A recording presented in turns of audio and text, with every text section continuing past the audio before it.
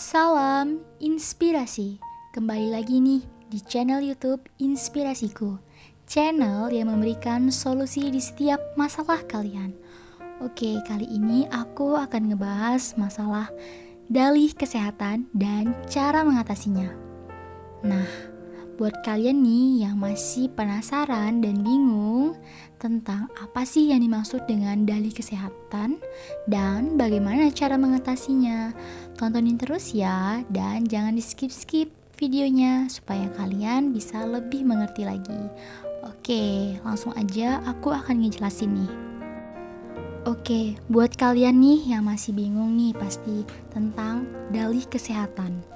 Nah, jadi di konten sebelumnya ini aku udah ngebahas apa yang dimaksud dengan dalih dan bagaimana penjelasan lebih detailnya lagi kalian bisa lihat di video aku sebelumnya. Nah, jadi secara singkat, dalih itu adalah penyakit kegagalan.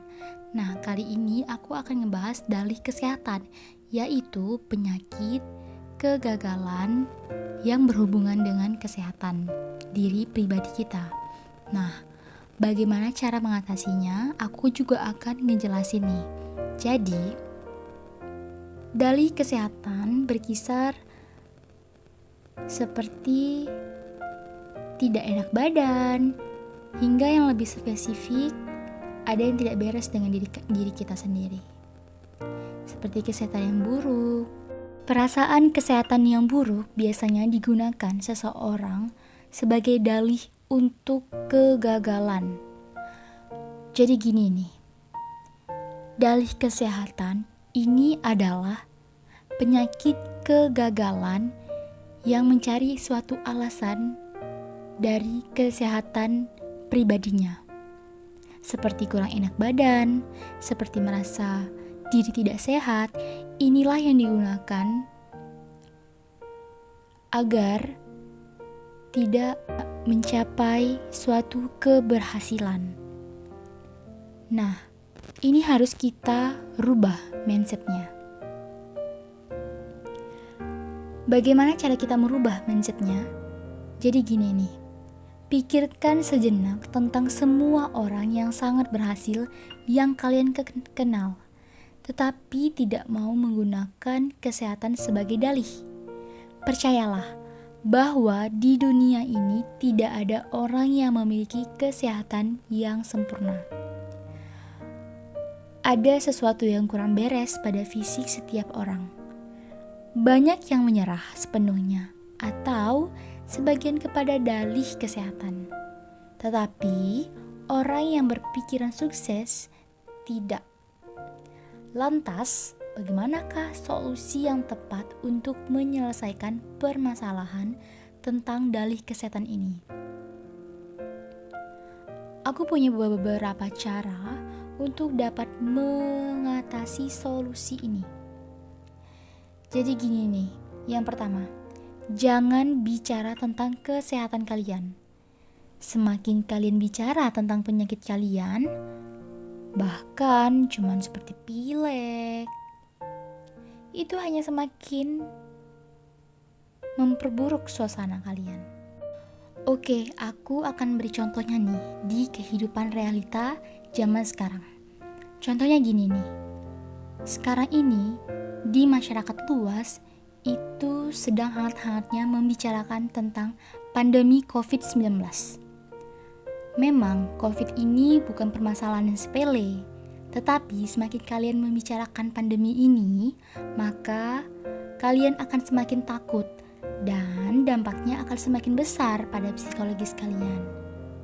Orang yang berpikiran sukses, dia akan mengalahkan segala bentuk kecenderungan, akan membicarakan penyakit, dan orang yang berhasil sukses di masa pandemi ini adalah mereka yang menahan diri untuk membicarakan masalah COVID-19.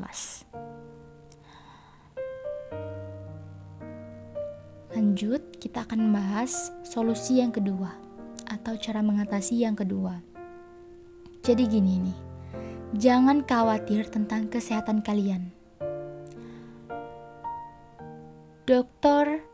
Walter Alvarez, pensiunan konsultan untuk Mayo Clinic yang terkenal di dunia, belum lama ini menulis. Saya selalu meminta kepada orang-orang yang suka cemas untuk melatih kendali diri. Ia berkata seperti itu, dan ia memberikan contoh. Sebagai contohnya, ia memberikan ketika saya melihat seorang laki-laki yang meyakini dirinya mengidap penyakit kantung empedu, walaupun 8 pemeriksaan sinar X yang terpisah memperlihatkan bahwa organ tersebut sepenuhnya normal, saya memintanya berhenti meminta agar kantung empedunya diperiksa dengan sinar X. Dari sini kita bisa melihat kesimpulannya adalah dia hanya memeningkan kondisi tubuhnya, padahal itu seharusnya tidak terjadi pada dirinya. Cara yang ketiga, ini adalah bersyukurlah secara tulus bahwa kesehatan kalian baik sebagaimana adanya. Ada sebuah pepatah kuno nih, yang pantas untuk diulang. Untuk kalian, saya merasa kasihan kepada diri sendiri karena saya mempunyai sepatu butut hingga saya bertemu orang yang tidak punya kaki. Daripada mengeluh tentang perasaan tidak enak badan, jauh lebih bersyukur bahwa kalian sehat sebagaimana adanya sekarang. Hanya dengan bersyukur akan kesehatan yang kalian miliki merupakan vaksinasi yang manjur terhadap berkembangnya penyakit baru dan penyakit yang sesungguhnya. Jadi kalian itu harus lebih bersyukur atas apa nikmat yang Allah karuniakan pada kita, yang Tuhan karuniakan kepada diri kita. Jangan pernah mengeluh tentang A, B, C, D terhadap diri kita sendiri.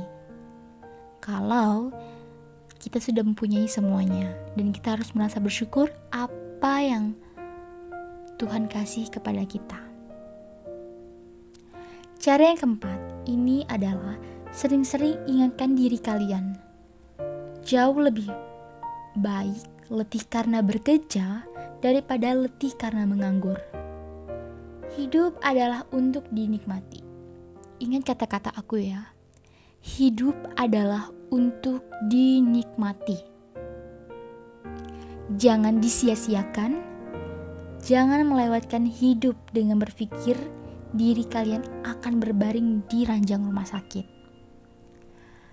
Kesimpulan kali ini di pembahasan dalih kesehatan dan cara mengatasinya, kuncinya ini adalah kalian harus bersyukur dengan apa nikmat yang Tuhan berikan kepada kalian. Jangan merasa bahwa sesuatu yang tidak harus kalian permasalahkan besar, malah kalian permasalahkan besar. Sehingga apa? Sehingga inilah yang membuat kalian semakin terpuruk di dalamnya. Untuk mencapai sebuah keberhasilan, kalian harus punya pemikiran yang positif tentunya. Oke, mungkin sampai sini penjelasan aku tentang dalih kesehatan dan cara mengatasinya. Semoga bermanfaat buat kalian semua. Dan buat teman-teman yang suka dengan video inspirasi aku dan mau lihat nih video-video inspirasi lainnya, jangan lupa tekan tombol like, komen, subscribe, dan nyalain nih lonceng notifikasinya supaya aku makin semangat buat video inspirasinya. Oke, bye-bye. Salam inspirasi.